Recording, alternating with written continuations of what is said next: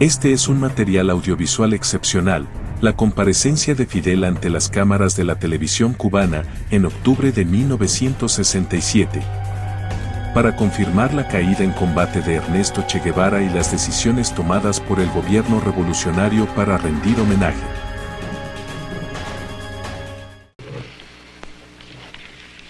Esto explica por qué se produce una movilización tan grande de fuerzas. ¿Por qué esa movilización de fuerzas se está produciendo el día 29? Se publica la noticia del desertor el día 30. Es posible que ese desertor llevaba ya 3 o 4 días en manos de las fuerzas enemigas. Y lógicamente esa fuerza empezó a realizar inmediatamente una serie de movimientos de tropas. Cualquier ejército represivo moviliza su fuerza en un momento en que cree que tiene una oportunidad. Claro que la mayor parte de las veces ese movimiento de fuerza se traduce en un esfuerzo baldío e inútil. Pero es incuestionable que ellos concibieron mucha esperanza al tener una ubicación exacta de la región donde se encontraba esa tropa guerrillera.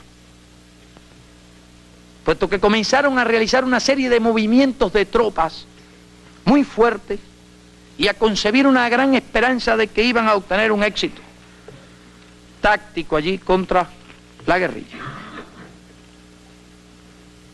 Es curioso que el 7 de octubre de 1967 también apareciera en el New York Times un escrito, es decir, aparece la víspera del combate, en la edición del domingo.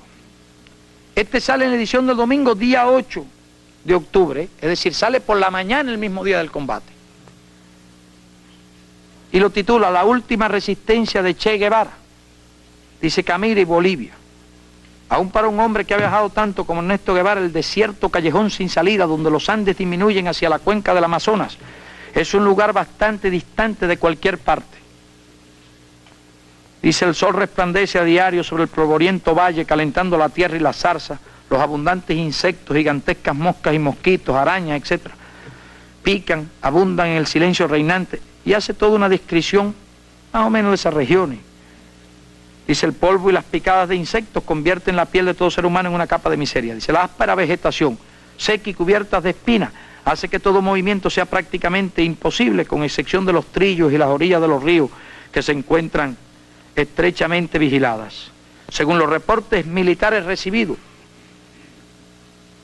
el comandante cubano y 16 compañeros de guerrilla han sido embotellados en el valle mediante un estrecho cerco de fuerzas armadas desde hace 2 semanas. Los militares bolivianos sustentan la opinión de que el comandante Guevara no saldrá con vida. De muchas maneras la situación del comandante Guevara en su infernal desfiladero a 120 millas al noroeste del puesto militar puede servir como una metáfora para la revolución armada en el hemisferio, etcétera, etcétera. Es decir, que lo mismo que expresa esta información del día 29, en que habla de los movimientos de tropas, perfectamente explicada por la noticia de un desertor que aparece publicada el día 30, se repite en agentes de prensa extranjera que están allí muy bien relacionados con el mando militar y que insiste en el valle, en el barranco de selvático con las áreas descubiertas. Es decir, hay una ilusión que se crea. Esto no quiere decir que la ilusión esa tuviera necesariamente que concluir en ese desenlace.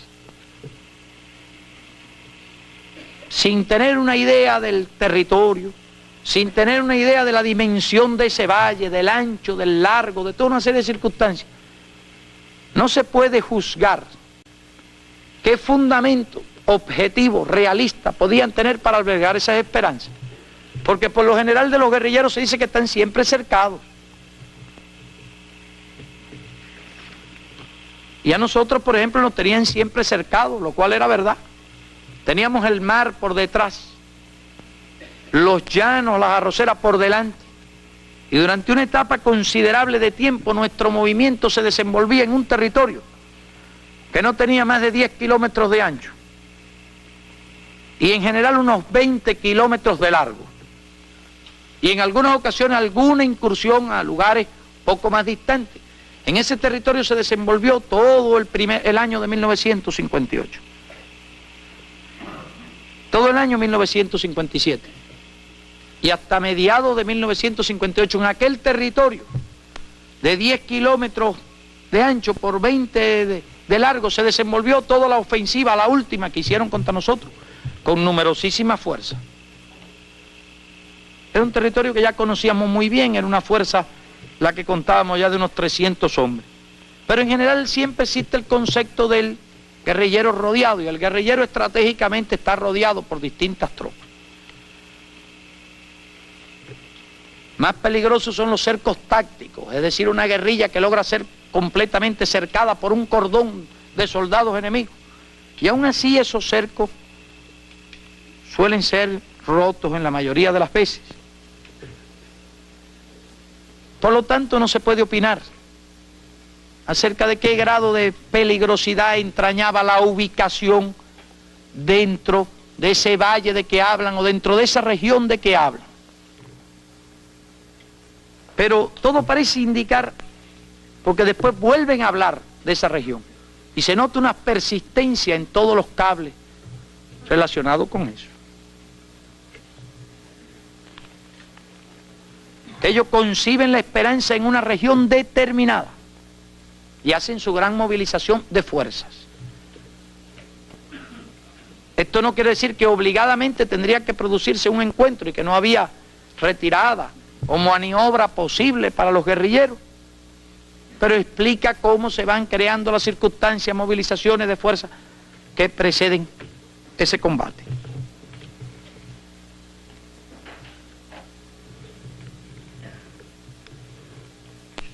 Es decir, que aquí hay ya desde casi 2 semanas prácticamente antes del combate, toda una serie de, una cierta euforia y toda una serie de movimientos de tropas hacia aquella región.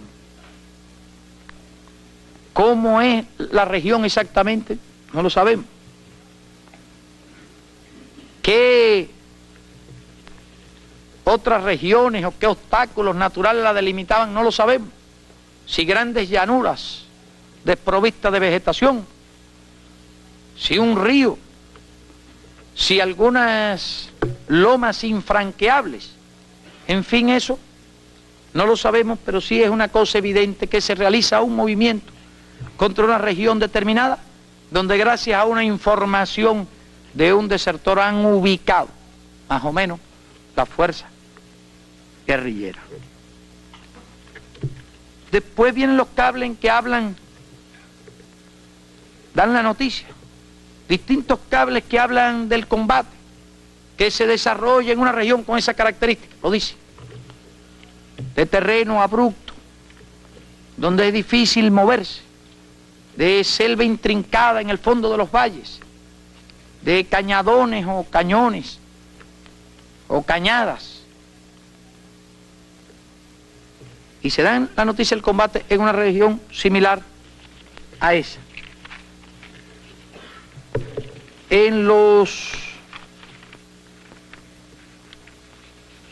escritos del día 6 y del día 7 en el diario se habla de un territorio como ese.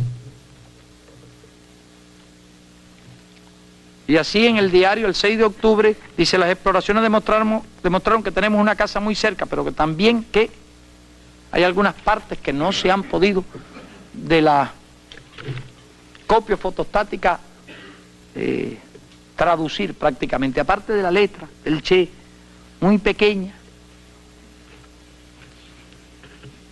no fácil de leer. Está el problema de la copia fotostática que salen un poco borrosas. Dice: quebradas más lejanas, había agua allí, una parte que no se puede, y cocinamos todo el raya en blanco, bajo una gran laja que servía de techo, de que yo, dice, nos aproximamos a pleno sol por lugares, quedando en un hoyo. Es decir, hay partes en blanco aquí. Dice, la comida se retrasó. Decidimos salir por la madrugada hasta un afluente cercano a este arroyito y de ahí hacer una exploración. ¿Cuándo? Para determinar el rumbo futuro.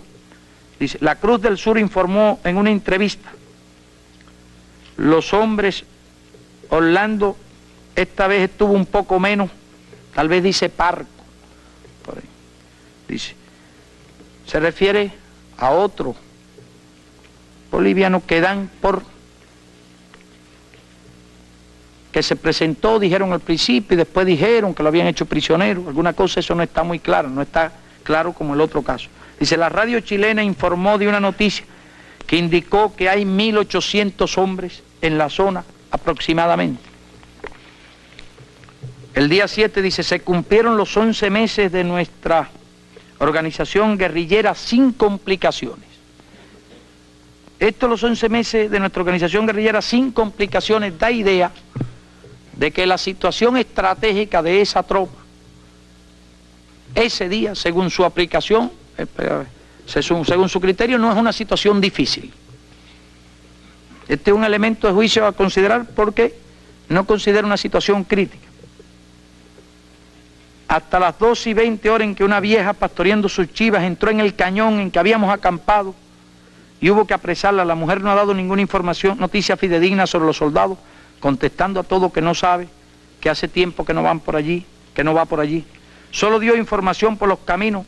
De resulta del informe de la vieja se desprende que estamos aproximadamente a una legua de Higueras y otra de Hagüey y unas 6 de Pusará. A las 13:20 da un nombre, Anicete, fueron a casa de la vieja que tiene una hija postrada, le dieron 50 pesos con el encargo de que no hable ni una palabra, pero con pocas esperanzas de que cumpla a pie de sus promesas. Salimos 17 con una luna muy pequeña y la marcha fue muy peligrosa y dejando muchos rastros por el cañón donde estábamos, que no tiene casas cerca, pero sí siembras de papa regadas por acequias del mismo arroyo. Entre dos, parece que dice entre dos páramos parece que son esas colinas desprovistas de vegetación, pues en ese sentido fuimos avanzando. Dice algunas cosas aquí que no se entienden bien, dice el ejército tiene una información sobre que hay 250 hombres revolucionarios, y aquí termina la página, es decir, habla de un territorio exactamente igual, muy parecido, que hay que caminar de noche. Y era la impresión que fuera una especie de valles boscosos entre mogotes, pedregosos o rocosos, desprovistos de vegetación. Eso es lo último que escribe. Prácticamente debe haber sido en la madrugada, porque dice 17 con una luna muy pequeña. Y la marcha fue muy peligrosa y dejando muchos rastros. Esto se ha tratado de copiar, a veces algunas palabras casi hay que adivinarlas para poder encontrarle un sentido. En el diario se habla de un territorio muy similar a ese territorio del que vienen hablando ya en el cable del día 29 y en el artículo del New York Times el día 8.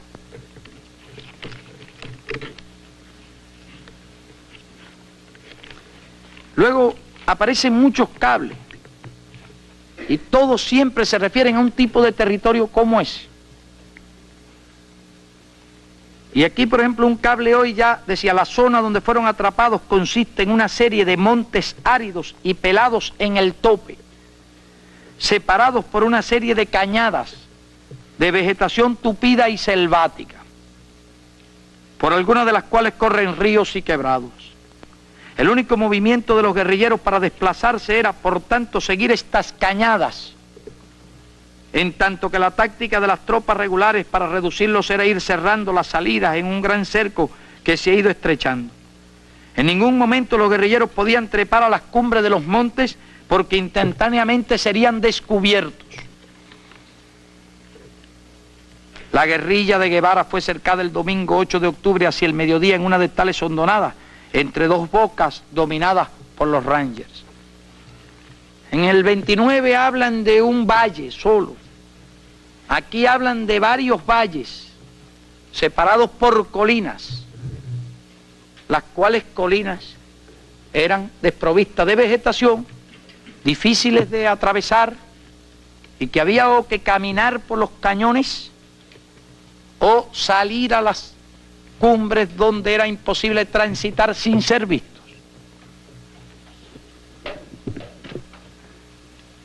Naturalmente que los guerrilleros al parecer estaban por una zona nueva.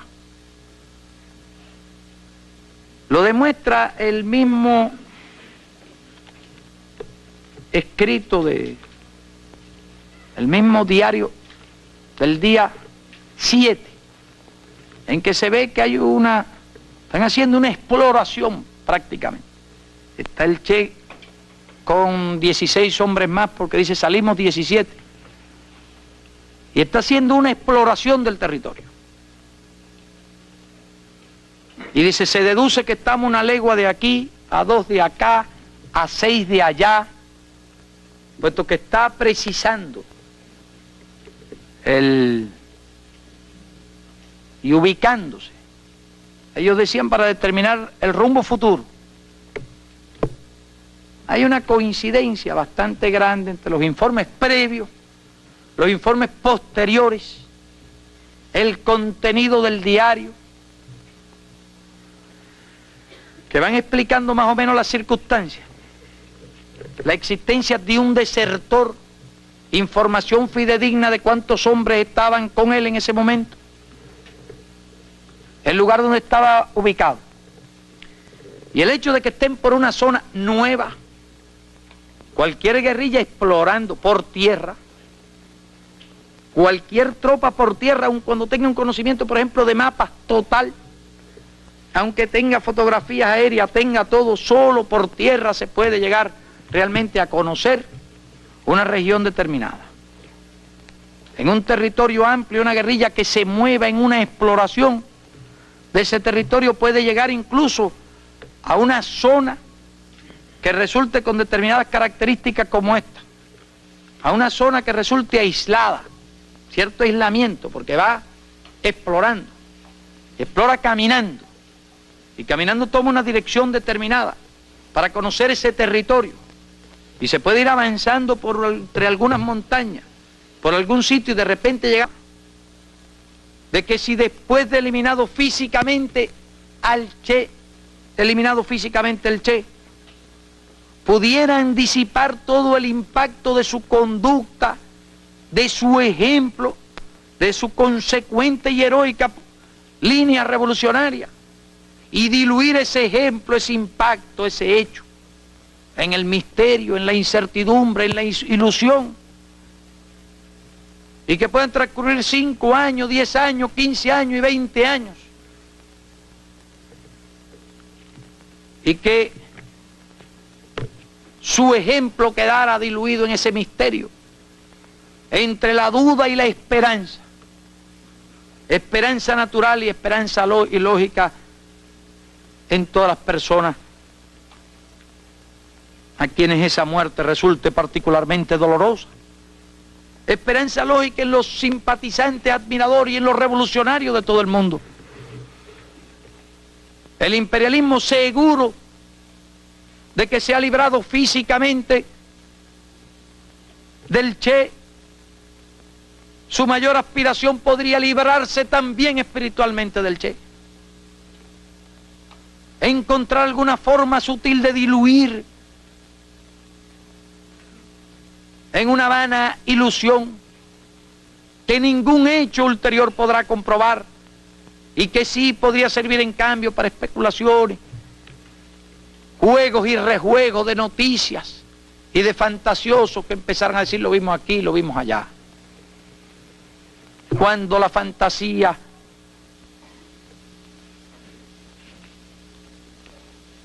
se empeña en decir unas cosas, otras cosas que después puede ser probada lo contrario, eso nos preocupa. Durante mucho tiempo todo género de lucubraciones y fantasías se esgrimieron,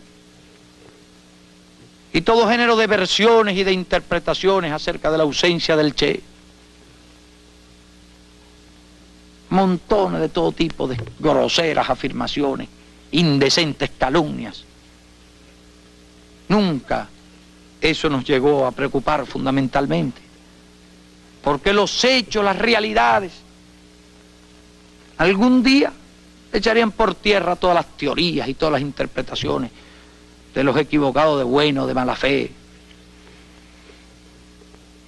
No nos preocupaba, pero sí nos tiene que preocupar el hecho de que se pueda suscitar una ilusión sobre una base falsa que ningún hecho en la realidad podría contradecir y que solo serviría para diluir en los años y en el más insondable de los misterios el impacto de uno de los ejemplos más extraordinarios que se ha conocido en la historia de lealtad a los principios revolucionarios, de integridad, de valor, de desprendimiento, de desinterés.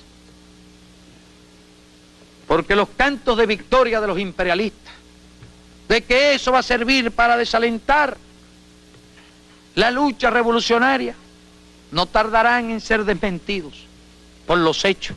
Los imperialistas saben también la fuerza del ejemplo, la tremenda fuerza del impacto, y los imperialistas saben que si un hombre físicamente puede ser eliminado, un ejemplo como ese, nada ni nadie lo puede eliminar jamás. Y es lógico que se sientan profundamente preocupados. Ha sido universal el reconocimiento a las virtudes del Che. Periódicos de todas las tendencias y de todas las corrientes. Solo por excepción entre cientos de opiniones se puede encontrar alguna opinión grosera de algún malvado. Porque la vida del Che ha tenido la virtud incluso de impresionar y sembrar la admiración entre sus peores enemigos ideológicos. Es un ejemplo casi único de cómo un hombre ha podido ganar el reconocimiento y el respeto de sus enemigos, de sus propios enemigos contra los que se enfrentó con las armas en la mano, de los que son enemigos ideológicos y que han sido en cambio casi unánimes en expresar sentimientos de admiración y de respeto hacia el Che. Y es lógico que esto tenga que preocuparle al imperialismo.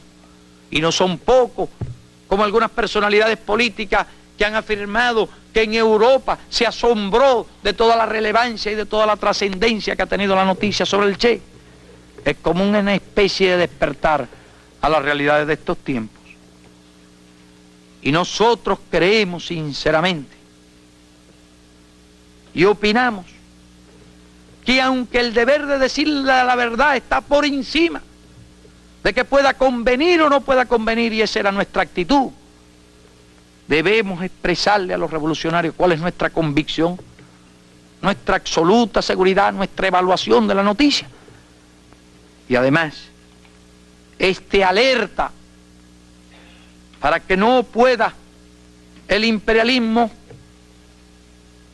utilizar la duda en su beneficio, para que no pueda el imperialismo utilizar la duda y llevar a la inacción, a la incertidumbre, porque incluso es posible que el hecho de que no exista en muchos revolucionarios la convicción o exista la duda sobre la noticia, puede haberlo inhibido de expresarse, porque ningún revolucionario mientras tiene una esperanza acepta una noticia de esa índole. Y nosotros sabemos que los revolucionarios tienen confianza en la revolución cubana. Los revolucionarios tienen en todo el mundo una verdadera confianza en la palabra de la revolución cubana. Y nosotros hemos venido una vez más a hacer buena esa confianza, a hacer valedero esa fe que tienen en la honradez o ultrance de esta revolución.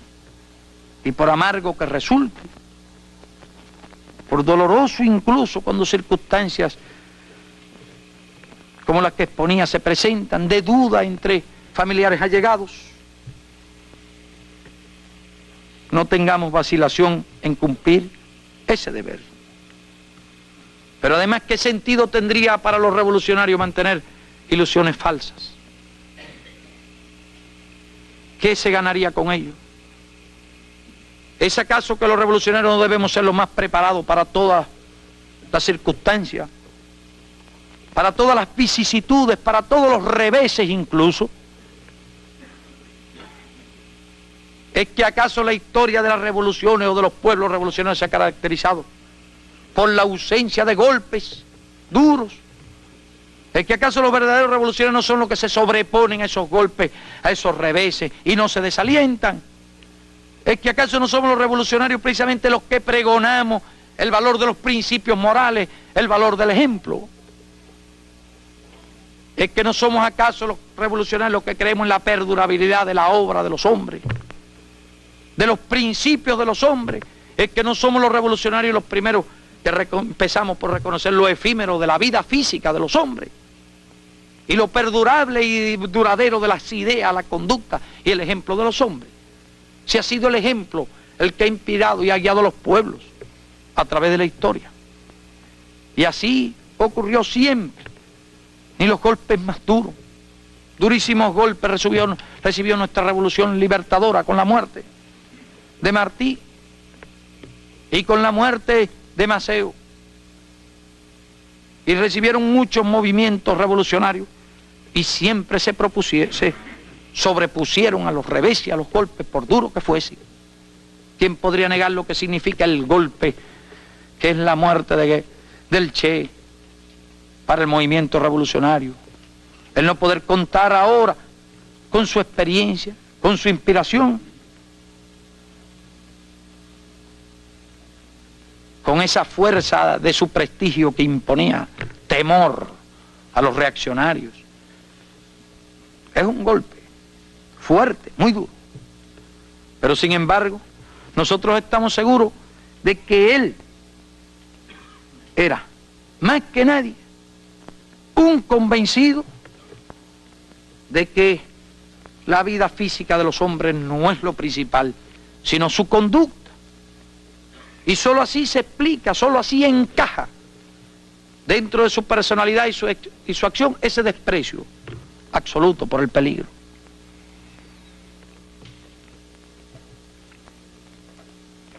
Y no debemos perder tiempo, ni permitir que los enemigos de la ideología, enemigos de la revolución, asuman la ofensiva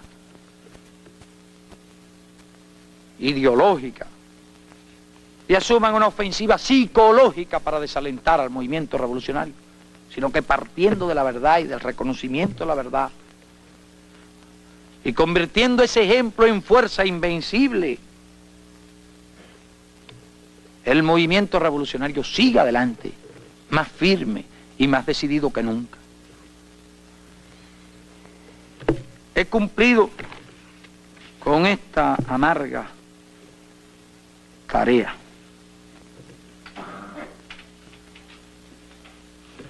No es tal vez un análisis absolutamente exhaustivo, pero basta decir que nosotros, analizando todo, absolutamente todo, todos nosotros, todos los dirigentes de la revolución, todos los que conocemos íntimamente la personalidad del Che, todos hemos llegado de una manera unánime, sin la menor duda, a esta misma conclusión que les he expresado. Y en el día de hoy se reunió el Consejo de Ministros y adoptó el siguiente acuerdo. Por cuanto el heroico comandante Ernesto Guevara murió combatiendo por la liberación de los pueblos de América al frente del Ejército de Liberación de Bolivia. Por cuanto el pueblo de Cuba recordará siempre los extraordinarios servicios que prestó el comandante Ernesto Guevara, tanto en nuestra guerra liberadora como en la consolidación y avance de nuestra revolución. Por cuanto su conducta encarna el sentimiento internacionalista que inspira la lucha solidaria de los pueblos. Por cuanto su infatigable actividad revolucionaria que no reconocía fronteras, su pensamiento comunista y su inquebrantable decisión de luchar hasta vencer o morir, la liberación nacional y social de los pueblos del continente y contra el imperialismo, constituye un ejemplo de convicción y heroísmo revolucionarios que deberá perdurar imperecederamente Por tanto, el Consejo de Ministros acuerda lo siguiente. Primero, que durante 30 días, a partir de este acuerdo, la bandera nacional se izará a media asta y durante 3 días, desde las 12 de la noche de hoy, se suspenderán absolutamente todos los espectáculos públicos. Segundo, se declara como fecha de recordación nacional el día de su heroica caída en combate, quedando instituido a tal efecto el 8 de octubre como el Día del Guerrillero Heroico. Tercero, se efectuarán cuantas actividades sean conducentes para perpetuar en el recuerdo de las futuras generaciones su vida y su ejemplo. A la vez, el Comité Central de nuestro partido acordó, primero, crear una comisión integrada por los comandantes Juan Almeida, Ramiro Valdés, Rogelio Acevedo y Alfonso Sayas, presidida por el primero de los mencionados compañeros, para orientar y dirigir todas las actividades encaminadas a perpetuar la memoria del comandante Ernesto Guevara. Segundo, convocar al pueblo el próximo miércoles 18 de octubre a las 8 de la noche para efectuar una velada solemne en la Plaza de la Revolución a fin de rendir tributo al inolvidable y heroico luchador caído en combate. Patria o muerte, venceremos.